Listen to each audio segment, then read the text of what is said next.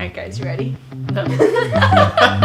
Misu, you're gonna sit there. Oh my god, it's kind of acceptable. Alright, Misu, you're going down. Also, You can go I down. have rolls, like, tell No, you're okay.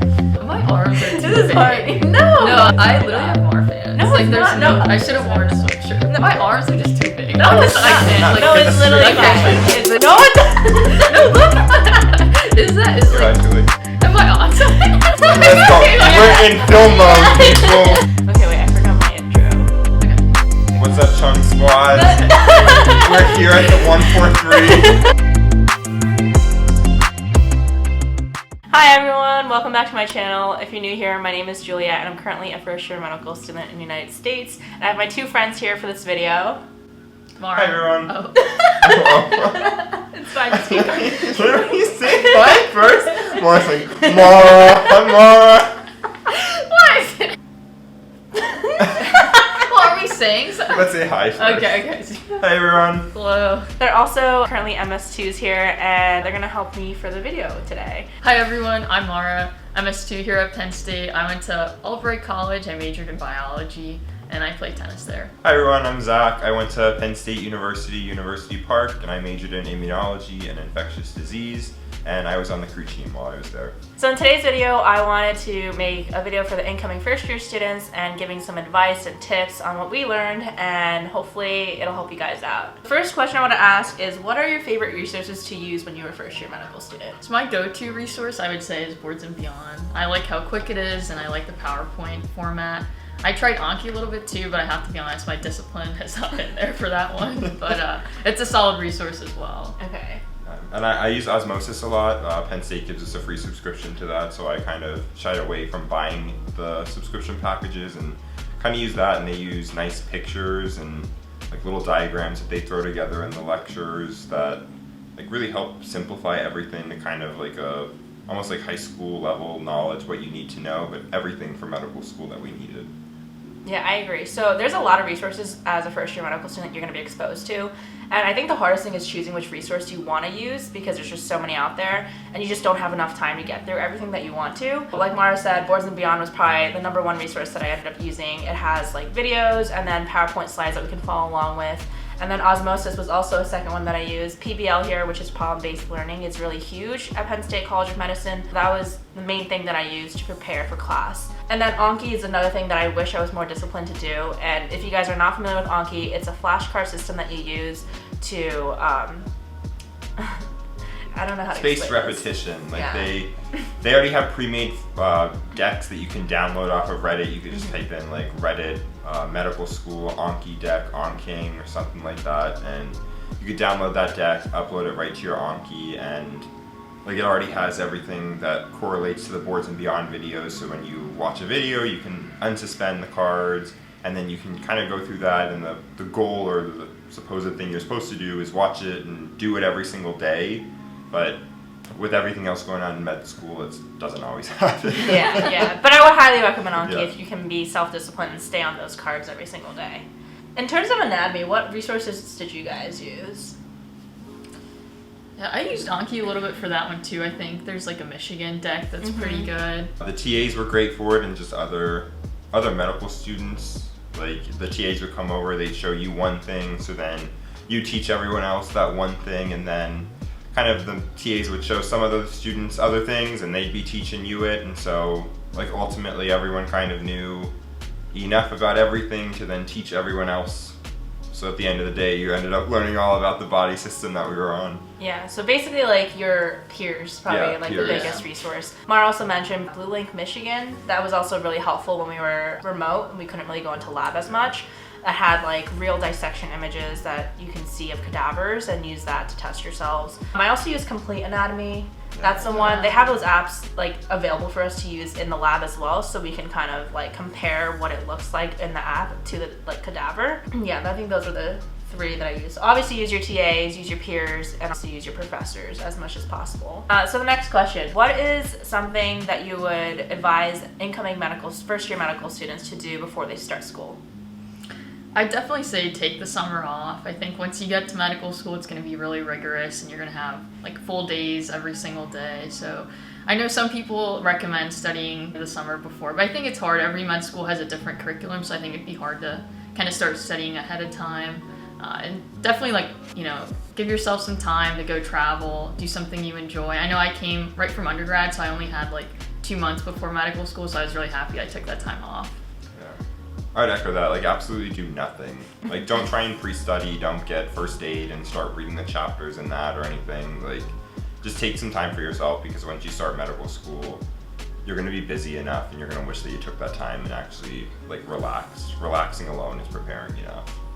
Yeah, I completely agree. So both Mara and Zach went straight through from undergrad to medical school, so huge props to them. I actually took 2 years off, and the month leading up to me knowing that I would start school soon, I planned a huge trip. That kind of fell through because of COVID, and I wasn't able to go to Asia and Europe.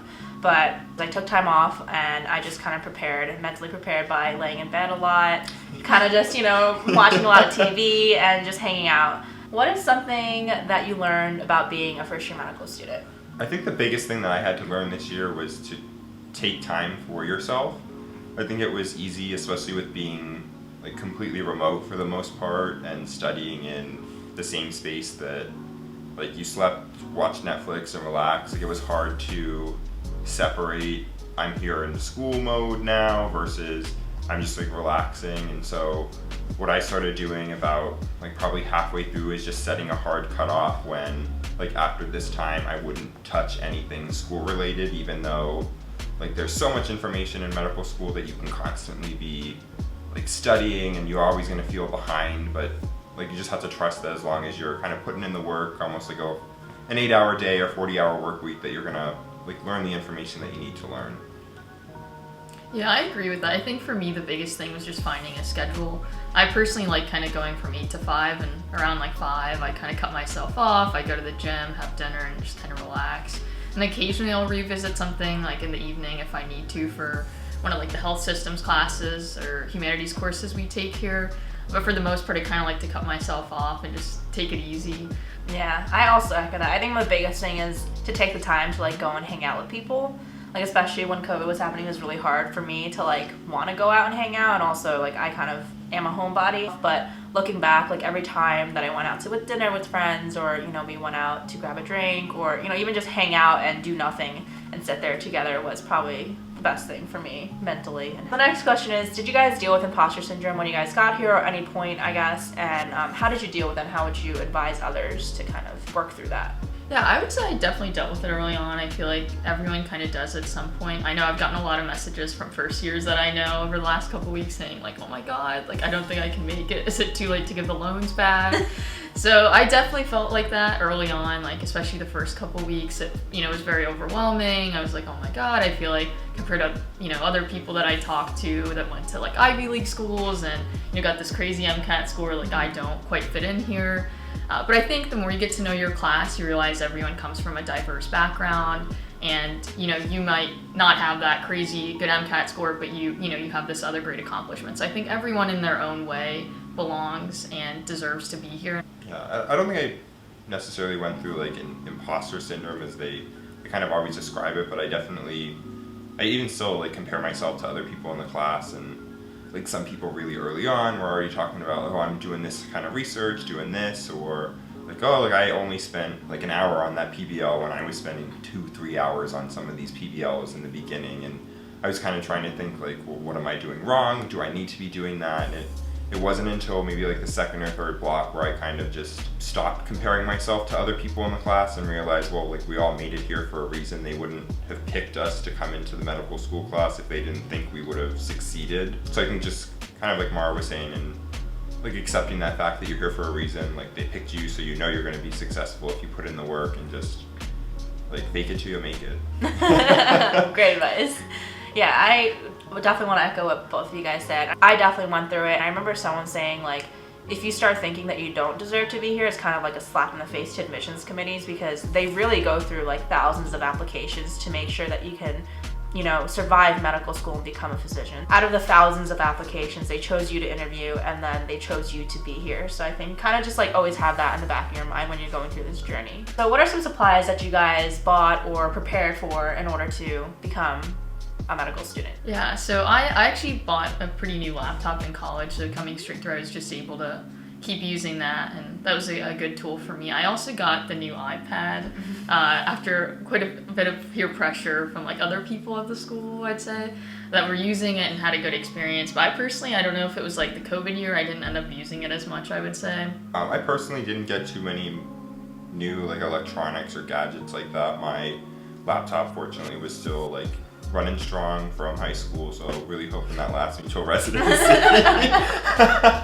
And then I had an iPad from undergrad that still works, and I really use it a lot. I write all my notes on the iPad, and instead of like rewriting stuff on sheets of paper, I just rewrite it on the iPad. So I definitely use it pretty heavily during the semester. I think for resources that I would get, and maybe like a dual screen or something like that, I know I would plug in my iPad to my Mac to have it be a dual screen every so often. It helps to have that extra screen to be able to drag and move things to and not have to flip between tabs. Yeah, I agree. So before I started medical school, I was doing all this research, looking at YouTube videos, looking at Google and all these forums. And a lot of people suggested getting the iPad because then you can handwrite all your notes and you don't have to waste paper and have to flip through a bunch of different types of papers to find, the notes for this block and that block. But then I ended up getting it, and it's definitely useful to a certain extent. I would say it's more of a luxury than something that I needed. So if there's one thing that you definitely would need is a really good efficient laptop, because we take our exams online too, and I think even if it wasn't the pandemic going on, we would go in with our laptops and we have to take them on our computers. So you definitely want a good laptop going into medical school. Those are the two things that I was looking at, a laptop and an iPad, and the iPad hasn't really served its use in terms of the price that I paid. I think I paid $1,200 because I got the newest, at the time, I think it was the iPad 11-inch or 12.9. Yeah, the iPad 12.9, and it was the newest generation at the time. So definitely, if you guys don't have the funds for that, don't worry. You don't really need it. I think the laptop was the main studies tool that I used.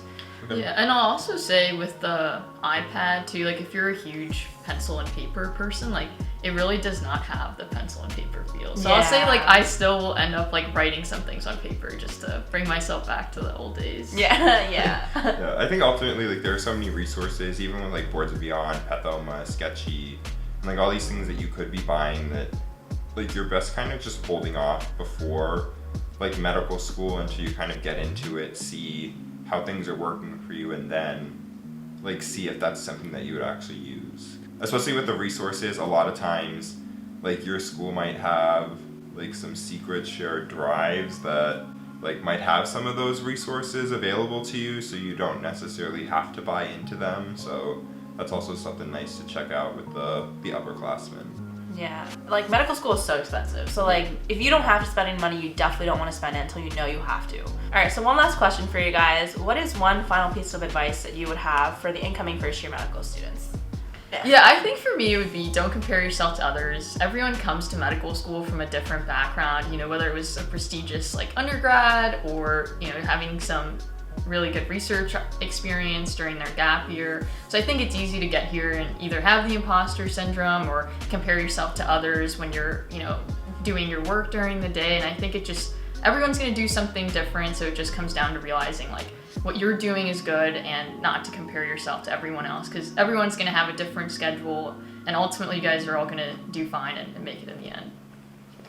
I agree with that. I think also that it's important that you actually set a schedule and stick to it, and make sure that you're constantly chugging along and taking pieces of the work that you need to be doing and getting it done. I remember in the very beginning of the year it was weird because unlike undergrad, we have a lot of free independent time here at Penn State, at least about 8 to 12. Those are when we have lecture that you can optionally attend, and then our required sessions. So after 12 o'clock every single day, it was almost I was free. And so in the beginning, a lot of time I'd be I could take a nap, I could go hang out with friends, I could just not do schoolwork, and then I would feel so overwhelmed because it all just built up, and then you're trying to do a week's worth of work in one day to catch up for the next week. So just make sure that someone described it to me as eating a stack of pancakes every single morning, but if you let it go, your stack is going to pile up. So just make sure you're keeping on it. My advice would go along with both what Zach and Mara said, and mine would be don't feel like you're not doing enough, because that's something I continue to struggle with. But if you're staying on top of it, you're eating your pancakes every morning, and you're getting your work done, you are doing enough. Obviously, if you feel like you want to do more and you can make time for it, then definitely go for it. But if not, don't feel like you're falling behind. Yeah. Okay. I think that's it. Until next time, everyone. So if you made it to the end of this video, thank you so much for watching. Don't forget to like, comment, and subscribe. And I'll see you guys all next time. See you, everyone. Alright. I don't know why it's so funny. Yeah. Okay. Mars. Okay. Which should I just look at? Yeah. Okay. Okay. So. Sorry, Misu, don't look at me. It's hilarious. Too much pressure. Okay. He's gonna have a stroke. Alright, fine. Just keep going, Mark. Get this answer, girl. Okay, you don't make gold on the first try.